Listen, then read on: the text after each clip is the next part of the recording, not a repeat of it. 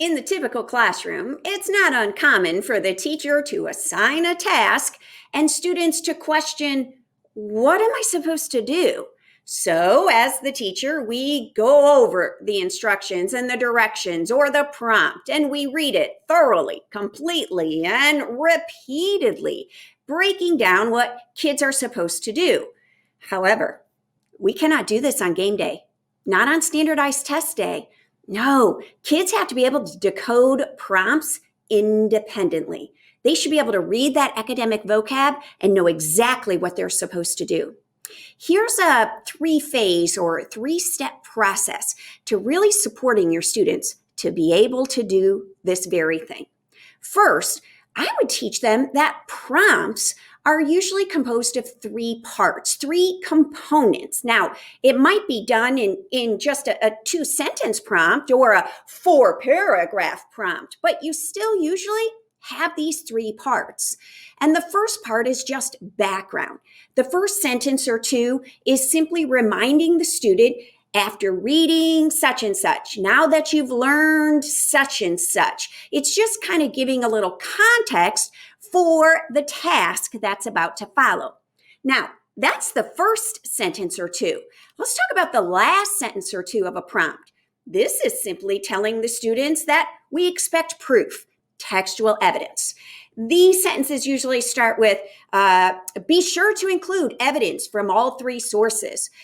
Be sure to support your answer with textual evidence. Okay, telling your students that the first sentences and the last sentences of a prompt are simply background and expected proof is huge, particularly for ELLs, special needs, struggling readers, because they look at those prompts and they're overwhelmed with all the words. What we need to do is get them to focus on the middle sentence or sentences, because that's where the task lives. That is what they have to decode. And when we say decode, we need them to be looking for, what are you supposed to do? Describe or compare or explain, and what are you comparing and what are you describing or what are you explaining?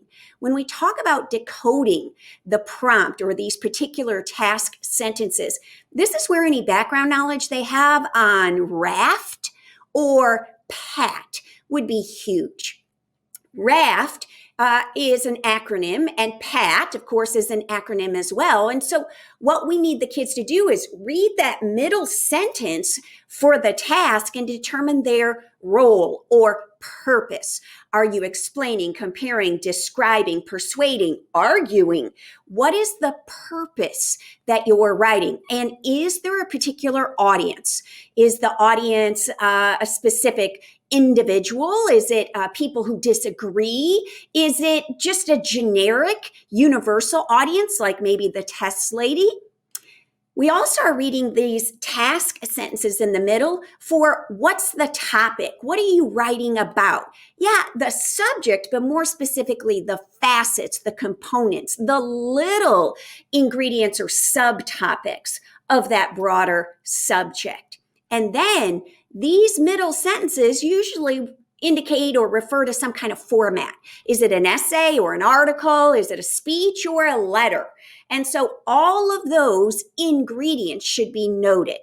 These will be in those middle sentences. Now, step 2 is about decoding these keywords, not just recognizing them, not just underlining them, but knowing what they mean. See, that's what decoding means. And that's when I bust out my decoder ring.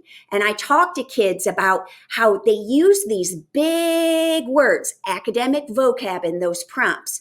And when kids see those big words, they have to decode them, crack the code, translate them to what does that mean in terms of your written response.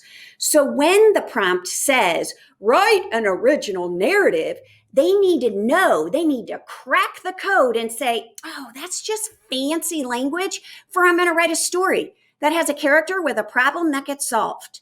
Or if they read in the task sentences that they have to determine a position, provide multiple reasons, that's just fancy language for you're going to share what you think in an opinion and why you think it with reasons of support. If it says, sequence the events, again, all right, you're watching a how-to, you're writing a how-to, step by step, first, second, third, crack the code.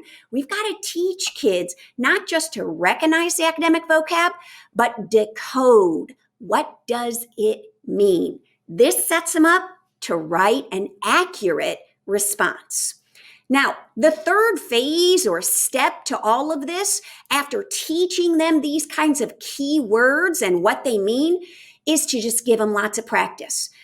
Give them practice and reveal or project prompts. And even if you don't actually write to any of them, I just want kids practicing decoding them. Set them up to attack a prompt.